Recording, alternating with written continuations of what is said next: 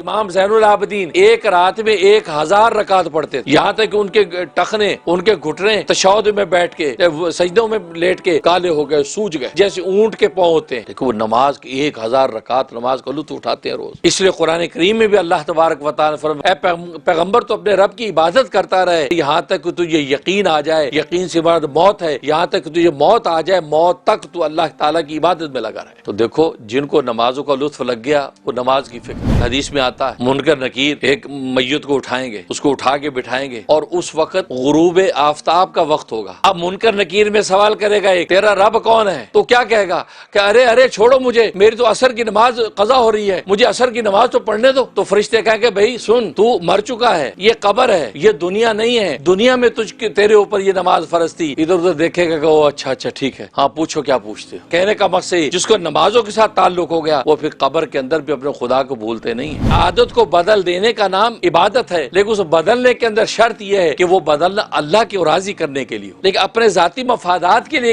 ایک عادت کو بدلتا ہے تو وہ نہیں۔ مثلا اگر روزہ ہے صرف اس لیے میرا اللہ مجھ سے خوش ہو جائے، اللہ کے رضا اور اللہ کو پانے کے لیے جب بھوک اور پیاس کو آپ نے اختیار کیا ہے تو یہ عبادت بن جاتا ہے۔ لیکن اپنے ذاتی مفاد کے لیے اگر آپ کریں کہ ڈائٹنگ کرنی ہے، توند بہت بڑھ رہی ہے، ویٹ بہت زیادہ ہو گیا ہے، لہذا سارا دن نہیں کھائیں گے، تو آپ کی دنیا کے مقصد تو پورے ہوں گے لیکن یہ عبادت نہیں۔ حضرت موسیٰ علیہ السلام کو رسول اللہ صلی اللہ علیہ وسلم نے سفر اسراء و معراج کے اندر دیکھا، فرمایا کہ میں نے موسیٰ کلیم اللہ کو دیکھا، وہ قبر میں کھڑے نماز پڑھ رہے تھے۔ اب پیغمبر جو ہے وہ مرنے کے بعد بھی قبر میں نماز کا لطف اٹھا رہا ہے۔ تو کہنے کا مقصد یہ ہے کہ ہمیں چونکہ عادت اس کا مزہ نہیں لگا اس عبادت کا، اس سے نماز ہمیں دشوار لگتی ہے، لیکن جن کو اس کی لذت اور مزہ اور اس نماز کی حقیقت پتہ چل گئی، اللہ تبارک و تعالیٰ کے درجہ احسان کا مقام عطا ہو گیا، تو ان کو نماز کے علاوہ کسی چیز میں مزہ ہی نہیں آتا۔ اللہ نے شرط لگا وَإِنَّ اللَّهَ لَمَعَ الْمُحْسِنِينَ، بے شک اللہ تبارک و تعالیٰ احسان کرنے والوں کے ساتھ ہیں۔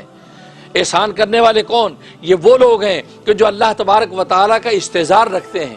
جو دل کی آنکھ سے اللہ کو دیکھ کے عبادتیں کرتے ہیں، یا یہ تصور مانتے ہیں کہ اللہ تبارک و تعالی ہمیں دیکھ رہا ہے، اس تصور کے ساتھ، اس مشاہدہ مراقبے کے ساتھ جب اللہ کی عبادتیں کرتے ہیں تو عبادت کی حقیقی روح ان کو اللہ نصیب فرما دیتے ہیں۔ حدیث میں آتا ہے جب حضرت جبرائیل علیہ السلام نے پوچھا تھا اے اللہ کے نبی احسان کسے کہتے ہیں، جو ایک اجنبی بن کے آئے، تو نبی کریم صلی اللہ علیہ وسلم نے جواب دیا درجہ احسان اسے کہتے ہیں کہ تو اپنے رب کی عبادت اس طرح کر گویا کہ تو اپنے رب کو دیکھ رہا ہے۔ اگر تو اپنے رب کو نہیں دیکھ سکتا، اس مقام پر تو فائز نہیں ہے، تو یہ تصور مان کے رب تجھے دیکھ رہا ہے، اور ظاہر ہے کہ تصور سے جب عبادت کے اندر کھڑا ہوگا کہ رب مجھے دیکھ رہا ہے، وہ پھر ایسی لذت انسان کو اس عبادت میں محسوس ہوگی کہ مرنے کے بعد بھی تمنا کرے گا کہ مجھے نماز کی اجازت ہو جائے۔ فرمایا کہ یہ رمضان کا مہینہ یہ ایک ایسا انٹینسو کورس ہے، اس کے اندر دو چیزیں سیکھ لو، ایک صبر اور دوسرا اخلاص۔ صبر وہ چیز ہے جو اللہ تبارک و تعالی دنیا میں اتاری ہے، اس سے زیادہ بہترین چیز دنیا میں کوئی نہیں، اور وہ صبر روزے سے پیدا ہوتا ہے، کیونکہ عام حالات میں حرام سے رکتے تھے، اس حالت میں تو حلال سے بھی رک رہے ہیں۔ اور دوسرا اخلاص، کیونکہ یہ عبادت اللہ کے لیے ہم کر رہے ہیں، اور یہ اتنی مخفی عبادت ہے کہ سوائے اللہ کو راضی کرنے کے کوئی عبادت یہ کر ہی نہیں سکتا۔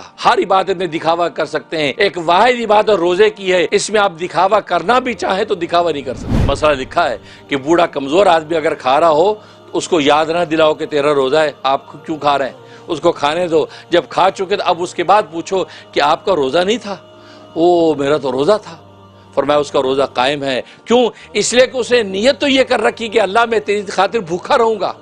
اخلاص کے ساتھ اس نے یہ نیت کر لی تھی اللہ تیری خاطر بھوکا رہوں گا، اس نیت پر اللہ تبارک و تعالیٰ فیصلہ کر رہے ہیں اور اس کو روزے دار شمار کر رہے ہیں۔ تبھی حدیث میں آتا ہے کہ اگر کوئی شخص روزہ رکھتا ہے اور روزے کی حالت میں حلال سے اپنے آپ کو بچاتا ہے، حرام کھاتا رہتا ہے، غیبت کر کے مردہ بھائی کا گوشت کھاتا ہے، جھوٹ بولتا ہے، فرمایا اس روزے دار کے بھوکے پیاسے رہنے کی اللہ کو کوئی پرواہ نہیں ہے۔ اس کی مثال ایسے ہے کہ صبح سے شام تک گدھا منہ بند کر کے پھر رہا ہے، اللہ کا کوئی اجر نہیں، حالانکہ کھا پی نہیں رہا، لیکن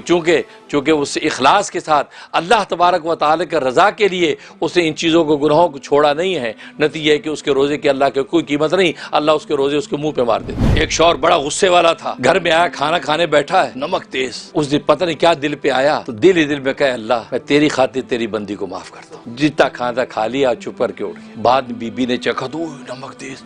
وہ بھی بڑی حیران کی، یار یہ آج تو بولا نہیں، ختم ہو گئی بات۔ وہ مر گیا اپنے وقت پہ، تو وقت کے ولی کو خواب میں ملا، تو پوچھا بھی تیرا کیا حال بنا؟ کہا کہ بخشش ہو گئی۔ کہا بخشش کیسے ہو گئی؟ کہا کہ اللہ کے سامنے جب پیش ہوا، اللہ نے کہا تو وہی ہے نا، تو نے میری خاطر میری بندی کو معاف کیا تھا، آج اس بندی کی خاطر میں تجھے معاف